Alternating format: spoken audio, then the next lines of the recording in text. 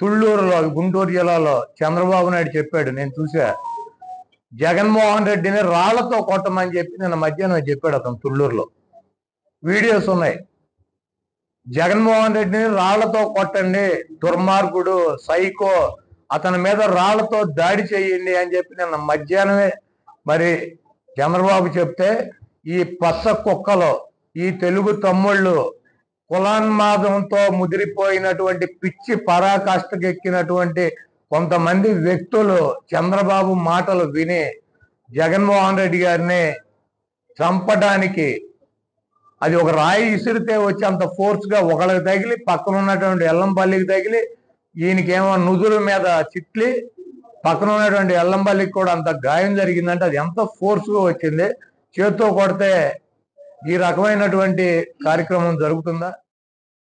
జగనన్న సంక్షేమం ఇవ్వని ఇల్లే లేదు, అన్ని ఇళ్ళకి ఇస్తున్నారు. ప్రతి ఇంట్లో ఎంతమంది ఉంటే ఏ పార్టీ వాళ్ళైనా మరి అలాంటి వాడిని దేవుళ్ళలాగా అందరూ ఏ విధంగా ప్రేమిస్తూ అభిమానిస్తుంటే ఈరోజు చూసి సహించలేక ఆయన ఉంటే మనం రాజకీయాల్లో బ్రతికి బట్టకట్టులేమన్న ఆలోచనతో చంద్రబాబు నాయుడు, పవన్ కళ్యాణ్ ఈరోజు కుటిల రాజకీయాలు చేసి కరెంట్ ఆపించి మరి టార్గెట్ చేయడం మనం అందరం కూడా గమనిస్తున్నాం.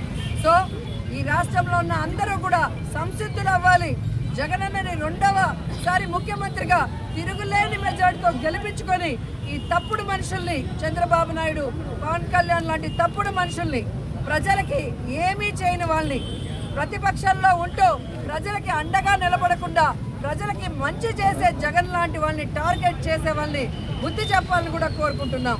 చంద్రబాబు నాయుడు దౌర్జన్యాలు ఏమండి? చంద్రబాబు నాయుడు గారు, మీకు అలిపిరిలో జరిగిన సంఘటన కూడా డ్రామానా? చెప్పండి. ఆ రోజు మీకు అలిపిరిలో ఏదైతే జరిగిందో జరిగిన వెంటనే ఎలక్షన్ పెట్టావు అంటే అది డ్రామా ఒక ఇప్పుడు జనరల్ ఎలక్షన్స్ జరుగుతూ ఉన్నాయి. దీంట్లో అసలుకి జగన్ అంటే ఇక్కడ కంటికి ఇక్కడ జరిగింది అంటే ఏమన్నా ఇక్కడ జరిగితే ఏమవుతుంది? ఎవరైనా ఒక ముఖ్యమంత్రి స్థాయిలో ఉండి అంత చీప్ ట్రిక్స్ చేసుకునే అవసరం ఉందా? నిజంగా ఆ దెబ్బ తగిలేదేదో అంత దూరం నుంచి కొట్టినటువంటి వాడు ఇక్కడ తగిలితే ఏమవుతుంది?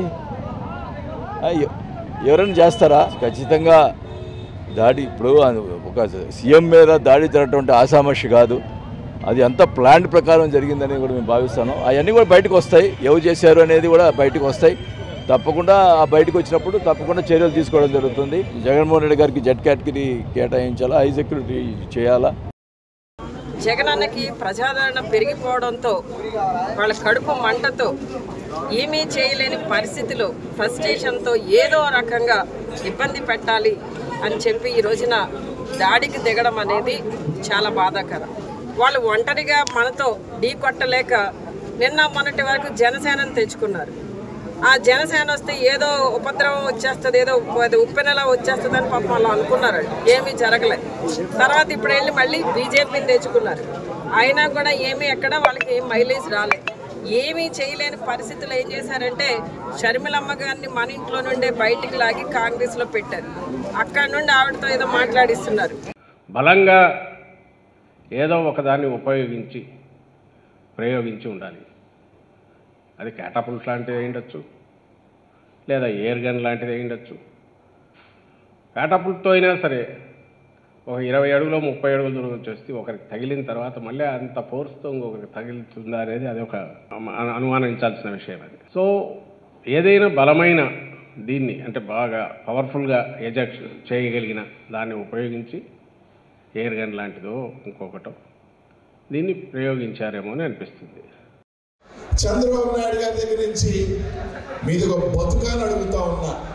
ఒక పక్కేమో జగన్మోహన్ రెడ్డి బాగుండాలి అని ట్వీట్ చేస్తాడు, రెండో పక్కేమో వాడు కొడుకు దగ్గర నుంచి ప్రతి ఒక్కరి చేత అర్థమైన మాటలు మాట్లాడిస్తుంది, డ్రామాలని రకరకాలని మాట్లాడిస్తా ఉన్నాడు. ఈ రోజు వాళ్ళందరికీ కూడా చెప్తున్నా, రా మీరు కూడా నిలబడండి, ఎవరి చేతనో ఒక రాయి ఇస్తున్నాం మీ వాళ్ళ చేత కరెక్ట్ గా ఇక్కడే తగిలేటట్టు ఎక్కడ జరుగుతుందని చెప్పి తెలియజేస్తా ఉన్నా.